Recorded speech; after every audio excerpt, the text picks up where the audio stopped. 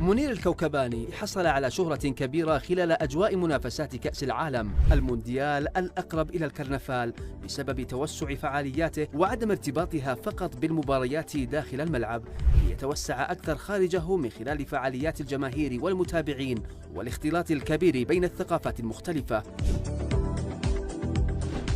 أنا بدايتي في الرسم هواية، يعني من زمان الرسم، ولكن مشاركتي في مركز الفنون مشاركة لرسم نجوم كرة القدم.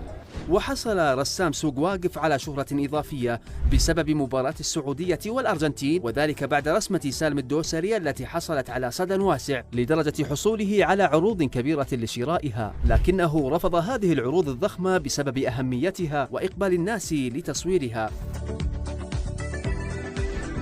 رسمت الصورة بعد الهدف الثاني مع المنتخب الأرجنتين، لاقت إعجاب كبير من جميع المشجعين، يعني صارت زحمة جدا جدا جدا على الصورة، وخصوصا بعد فوز المنتخب السعودي. فيما يطلب الجمهور أيضا رسومات النجوم العالميين، وفي مقدمتهم الثلاثي ميسي ونيمار ورونالدو بسبب شعبيتهم الكبيرة وحب الناس لهم، على هامش فعاليات البطولة العالمية التي تقام لأول مرة في أرض خليجية وعربية. في عندي صورة مارادونا، فلاقت إعجاب كبير من جميع الناس، يعني من جميع المنتخبات.